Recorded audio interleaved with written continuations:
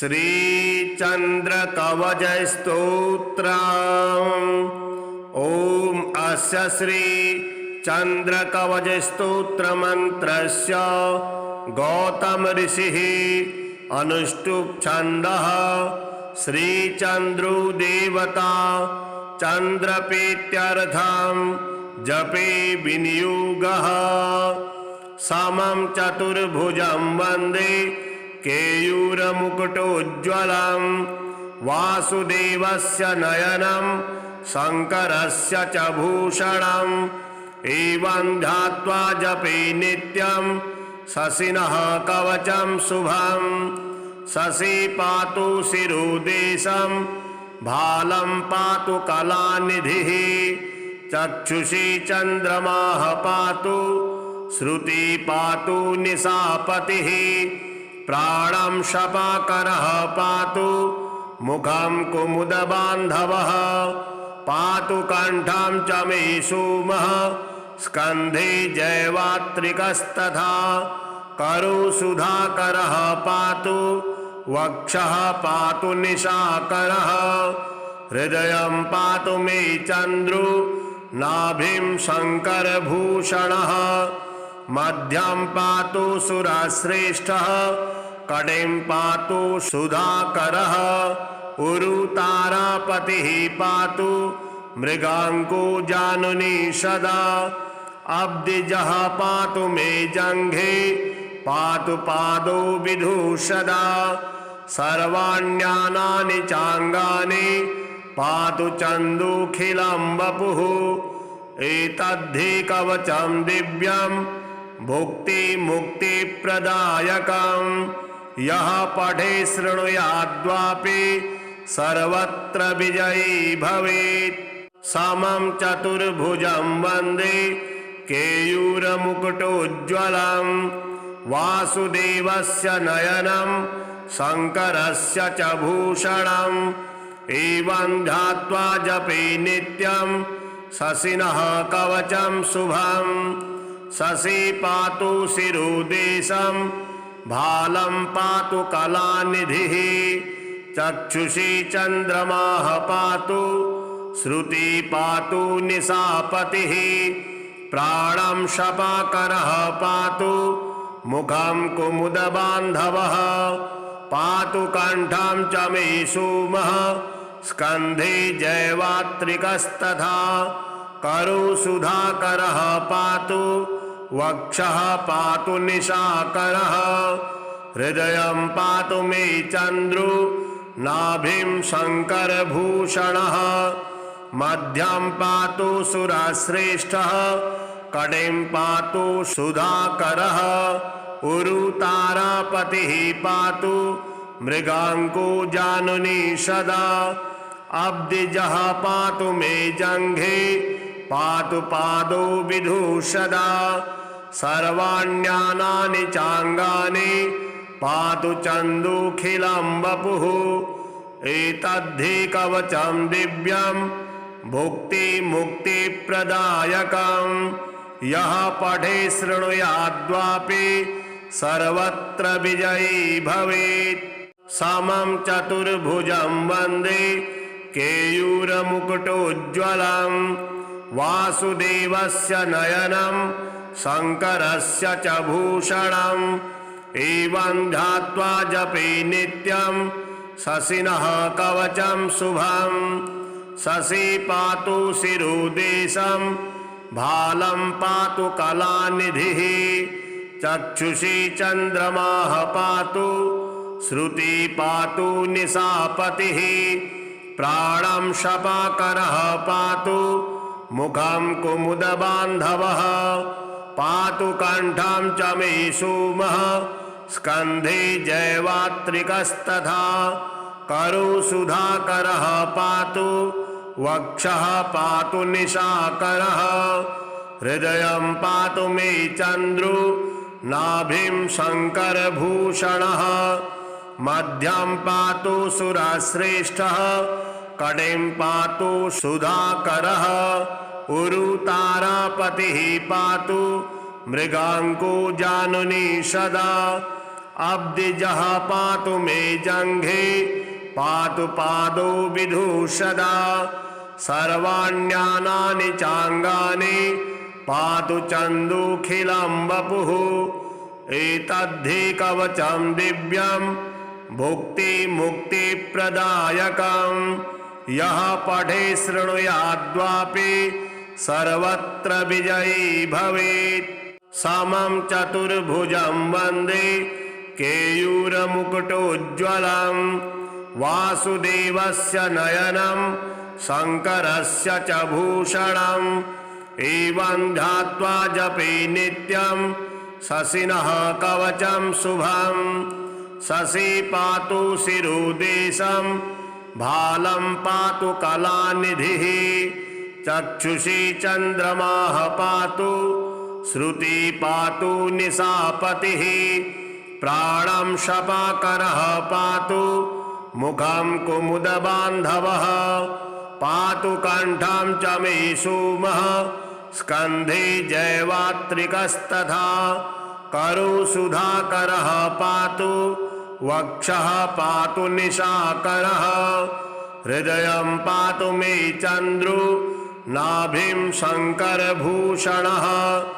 मध्यं पातु सुरश्रेष्ठः कटिं पातु सुधाकरः उरुतारापतिः पातु मृगाङ्को जानुनी सदा अब्दिजः पातु मे जङ्घे पातु पादो विधूषदा सर्वाण्यानानि चाङ्गानि पातु चन्दूखिलं वपुः एतद्धि कवचं दिव्यं भुक्तिमुक्तिप्रदायकं यः पठे शृणुयाद्वापि सर्वत्र विजयी भवेत् समं चतुर्भुजं वन्दे केयूरमुकुटोज्ज्वलं वासुदेवस्य नयनं शङ्करस्य च भूषणम् एवं ध्यात्वा जपे नित्यं शशिनः कवचं शुभं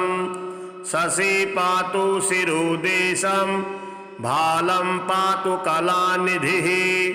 चक्षुषी चन्द्रमाः पातु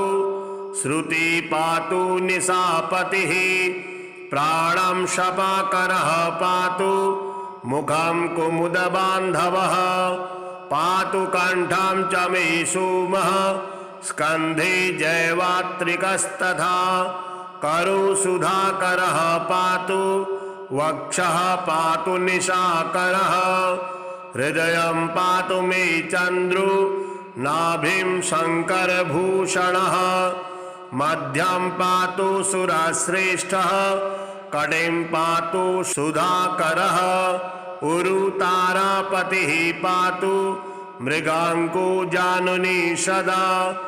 अब्दिजः पातु मे जङ्घे पातु पादो विधूषदा सर्वाण्यानानि चाङ्गानि पातु चन्दूखिलं वपुः एतद्धि कवचं दिव्यं भुक्तिमुक्तिप्रदायकं यः पठे शृणुयाद्वापि सर्वत्र विजयी भवेत् समं चतुर्भुजं वन्दे केयूरमुकुटोज्ज्वलं वासुदेवस्य नयनं शङ्करस्य च भूषणम् एवं ध्यात्वा जपे नित्यं शशिनः कवचं शुभं शशि पातु शिरोदेशं भालं पातु कलानिधिः चक्षुषी चन्द्रमाः पातु श्रुति पातु निशापतिः प्राणं शपाकरः पातु मुखं कुमुदबान्धवः पातु कण्ठं च मे सोमः स्कन्धे जैवात्रिकस्तथा करु सुधाकरः पातु वक्षः पातु निशाकरः हृदयं पातु मे चन्द्रो नाभिं शङ्करभूषणः मध्यं पातु सुरश्रेष्ठः कटिं पातु सुधाकरः उरुतारापतिः पातु मृगाङ्को जानुनी सदा अब्दिजः पातु मे जङ्घे पातु पादो विधूषदा सर्वाण्यानानि चाङ्गानि पातु चन्दूखिलं वपुः एतद्धि कवचं दिव्यं भुक्तिमुक्तिप्रदायकं यः पठे शृणुयाद्वापि सर्वत्र विजयी भवेत् समं चतुर्भुजं वन्दे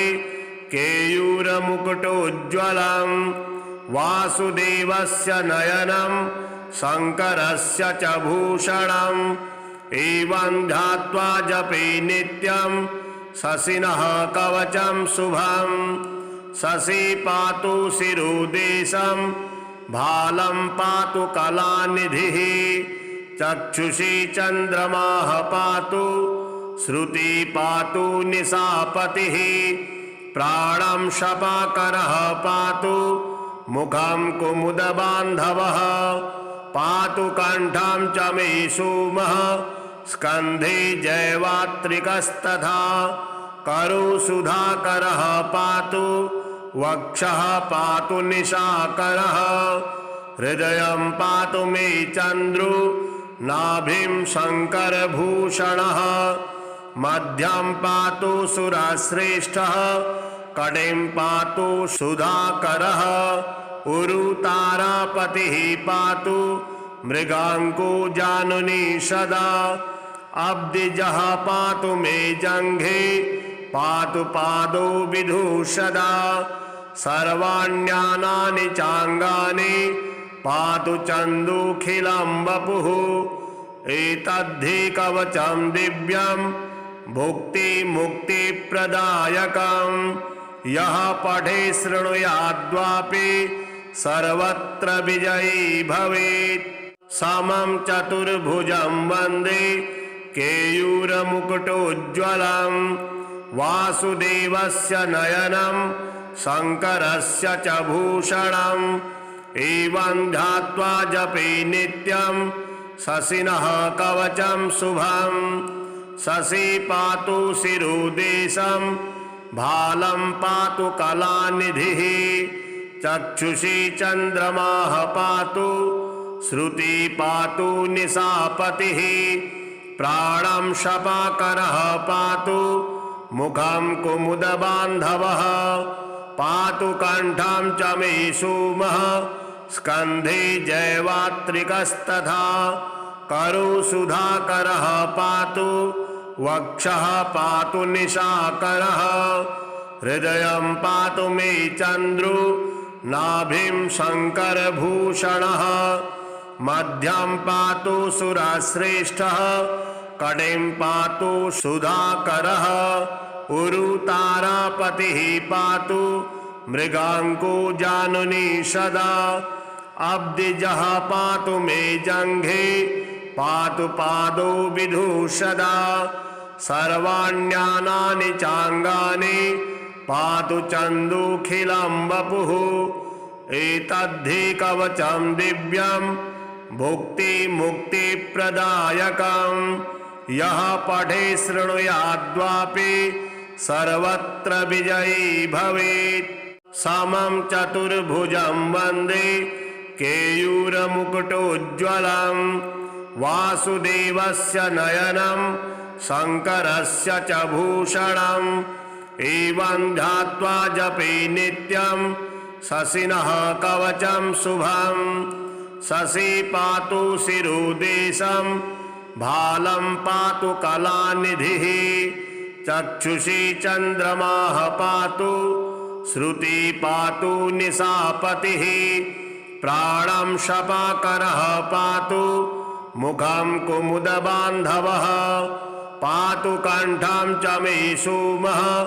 स्कन्धे जैवात्रिकस्तथा करोसुधाकरः पातु वक्षः पातु निशाकरः हृदयं पातु मे चन्द्रो नाभिं शङ्करभूषणः मध्यं पातु सुरश्रेष्ठः कटिं पातु सुधाकरः उरुतारापतिः पातु मृगाङ्को जानुनी सदा अब्दिजः पातु मे जङ्घे पातु पादो विधूषदा सर्वाण्यानानि चाङ्गानि पातु चन्दूखिलं वपुः एतद्धि कवचं दिव्यं भुक्तिमुक्तिप्रदायकं यः पठे शृणुयाद्वापि सर्वत्र विजयी भवेत् समं चतुर्भुजं वन्दे केयूरमुकुटोज्ज्वलं वासुदेवस्य नयनं शङ्करस्य च भूषणम् एवं ध्यात्वा जपे नित्यं शशिनः कवचं शुभं शशि पातु शिरोदेशं भालं पातु कलानिधिः चक्षुषी चन्द्रमाः पातु श्रुति पातु निशापतिः प्राणं शपाकरः पातु मुखं कुमुदबान्धवः पातु कण्ठं च मे सोमः स्कन्धे जैवात्रिकस्तथा करोसुधाकरः पातु वक्षः पातु निशाकरः हृदयं पातु मे चन्द्रो नाभिं शङ्करभूषणः मध्यं पातु सुरश्रेष्ठः कटिं पातु सुधाकरः उरुतारापतिः पातु मृगाङ्को जानुनी सदा अब्दिजः पातु मे जङ्घे पातु पादो विधूषदा सर्वाण्यानानि चाङ्गानि पातु चन्दूखिलं वपुः एतद्धि कवचं दिव्यं भुक्तिमुक्तिप्रदायकं यः पठे शृणुयाद्वापि सर्वत्र विजयी भवेत् समं चतुर्भुजं वन्दे केयूरमुकुटोज्ज्वलं वासुदेवस्य नयनं शङ्करस्य च भूषणम् एवं ध्यात्वा जपे नित्यं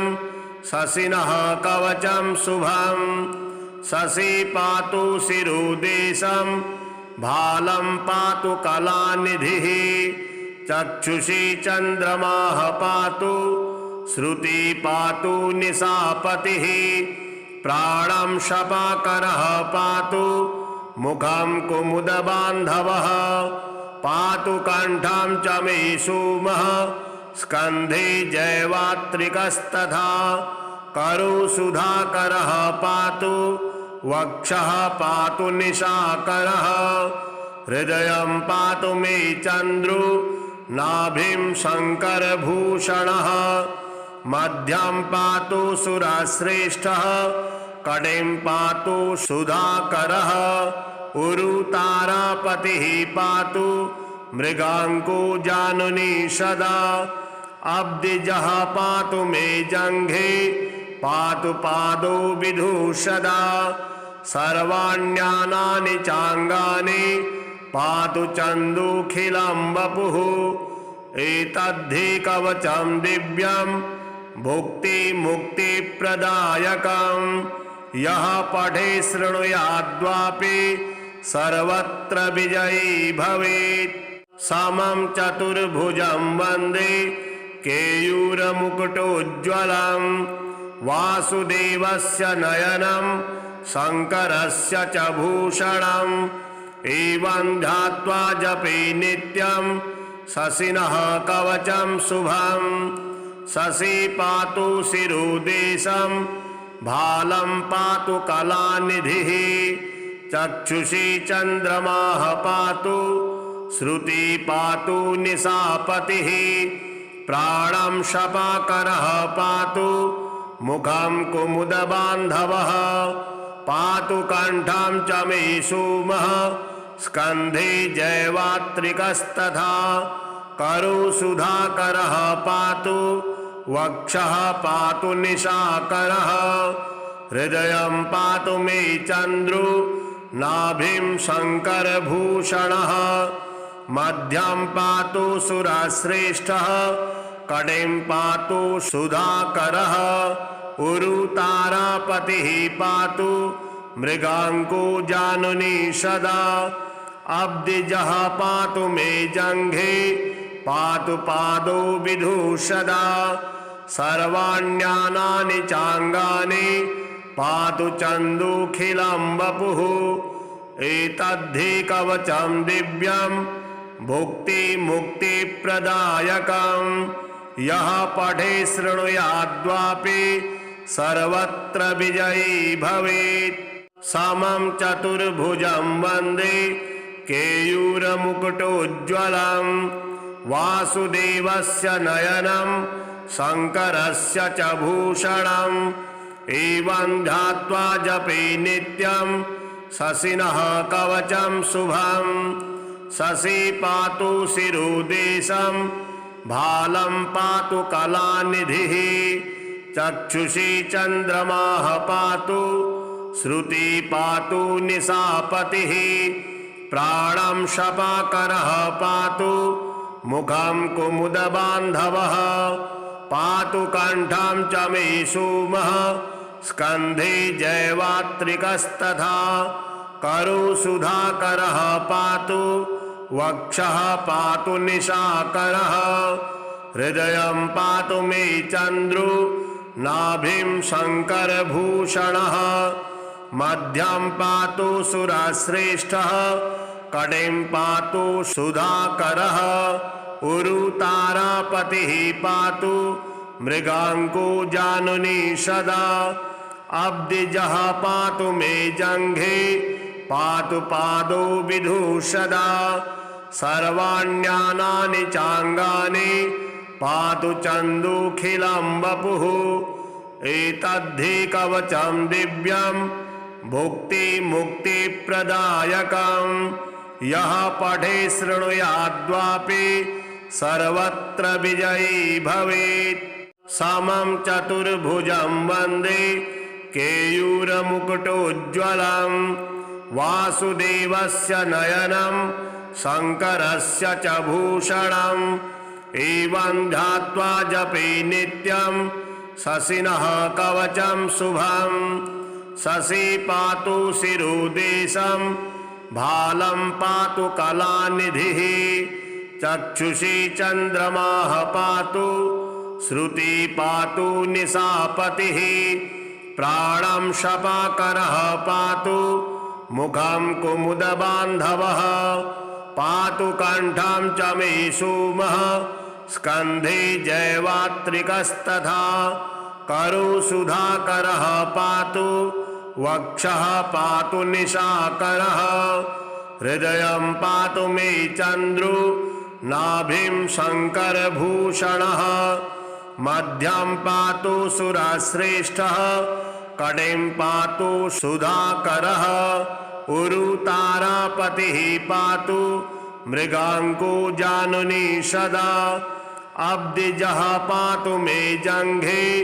पातु पादो विधूषदा सर्वाण्यानानि चाङ्गानि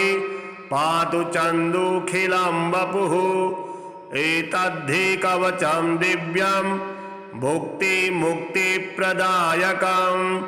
यः पठे शृणुयाद्वापि सर्वत्र विजयी भवेत् समं चतुर्भुजं वन्दे केयूरमुकुटोज्ज्वलं वासुदेवस्य नयनं शङ्करस्य च भूषणम् एवं ध्यात्वा जपे नित्यं शशिनः कवचं शुभं शशि पातु शिरोदेशं भालं पातु कलानिधिः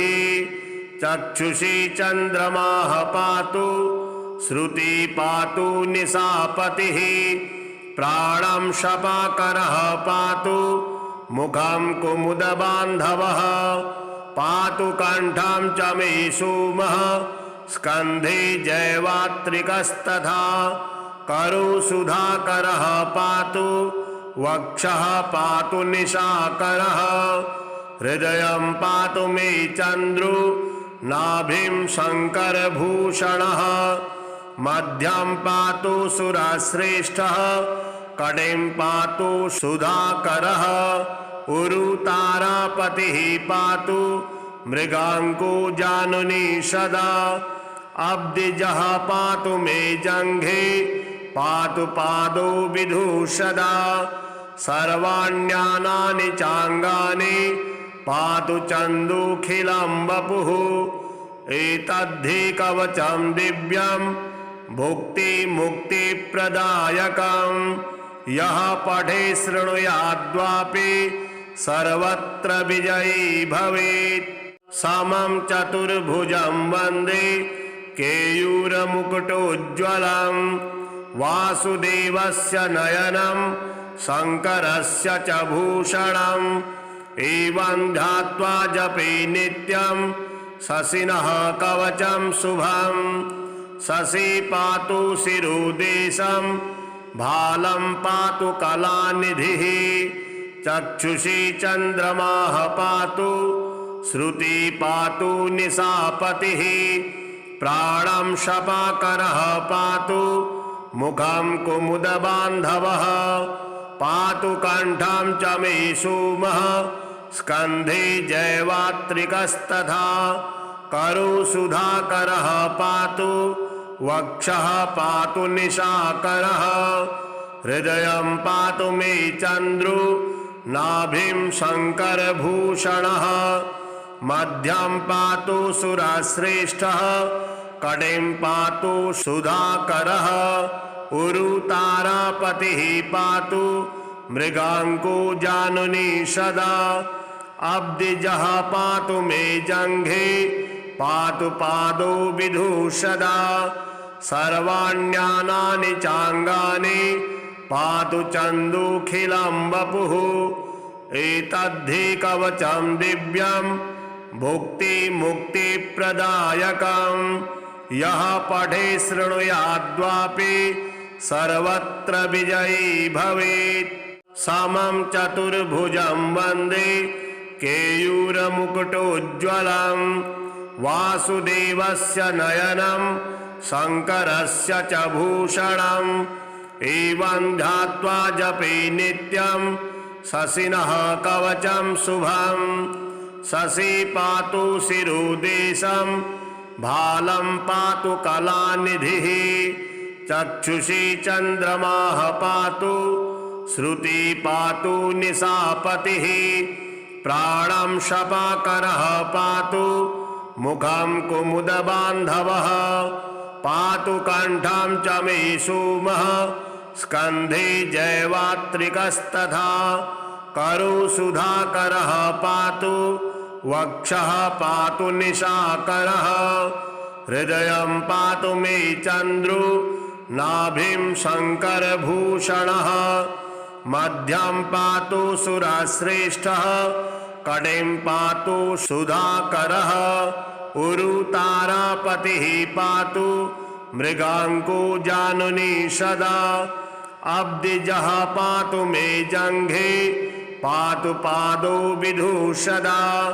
सर्वाण्यानानि चाङ्गानि पातु चन्दूखिलं वपुः एतद्धि कवचं दिव्यं भुक्तिमुक्तिप्रदायकं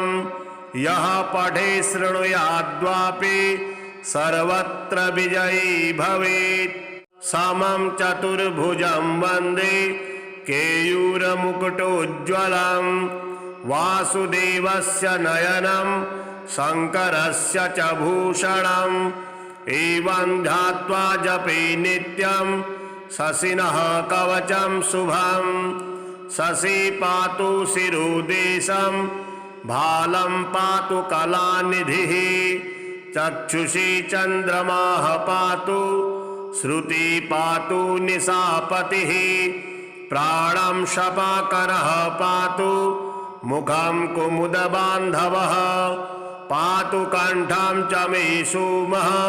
स्कन्धे जैवात्रिकस्तथा करोसुधाकरः पातु वक्षः पातु निशाकरः हृदयं पातु मे चन्द्रो नाभिं शङ्करभूषणः मध्यं पातु सुरश्रेष्ठः कटिं पातु सुधाकरः उरुतारापतिः पातु मृगाङ्को जानुनी सदा अब्धिजः पातु मे जङ्घे पातु पादो विधूषदा सर्वाण्यानानि चाङ्गानि पातु चन्दूखिलं वपुः एतद्धि कवचं दिव्यं भुक्तिमुक्तिप्रदायकं यः पठे शृणुयाद्वापि सर्वत्र विजयी भवेत् समं चतुर्भुजं वन्दे केयूरमुकुटोज्ज्वलं वासुदेवस्य नयनं शङ्करस्य च भूषणम् एवं ध्यात्वा जपे नित्यं शशिनः कवचं शुभं शशि पातु शिरोदेशं भालं पातु कलानिधिः चक्षुषी चन्द्रमाः पातु श्रुति पातु निशापतिः प्राणं शपाकरः पातु मुखं कुमुदबान्धवः पातु कण्ठं च मे सोमः स्कन्धे जैवात्रिकस्तथा करौ सुधाकरः पातु वक्षः पातु निशाकरः हृदयं पातु मे चन्द्रो नाभिं शङ्करभूषणः मध्यं पातु सुरश्रेष्ठः कटिं पातु सुधाकरः उरुतारापतिः पातु मृगाङ्को जानुनी सदा अब्धिजः पातु मे जङ्घे पातु पादो विधूषदा सर्वाण्यानानि चाङ्गानि पातु चन्दूखिलं वपुः एतद्धि कवचं दिव्यं भुक्तिमुक्तिप्रदायकं यः पठे शृणुयाद्वापि सर्वत्र विजयी भवेत् समं चतुर्भुजं वन्दे केयूरमुकुटोज्ज्वलं वासुदेवस्य नयनं शङ्करस्य च भूषणम् एवं ध्यात्वा जपे नित्यं शशिनः कवचं शुभं शशि पातु शिरोदेशं भालं पातु कलानिधिः चक्षुषी चन्द्रमाः पातु श्रुति पातु निशापतिः प्राणं शपाकरः पातु मुखं कुमुदबान्धवः पातु कण्ठं च मे सोमः स्कन्धे जैवात्रिकस्तथा करौ सुधाकरः पातु वक्षः पातु निशाकरः हृदयं पातु मे चन्द्रो नाभिं शङ्करभूषणः मध्यं पातु सुरश्रेष्ठः कटिं पातु सुधाकरः उरुतारापतिः पातु मृगाङ्को जानुनी सदा अब्धिजः पातु मे जङ्घे पातु पादो विधूषदा सर्वाण्यानानि चाङ्गानि पातु चन्दूखिलं वपुः एतद्धि कवचं दिव्यं भुक्तिमुक्तिप्रदायकं यः पठे शृणुयाद्वापि सर्वत्र विजयी भवेत्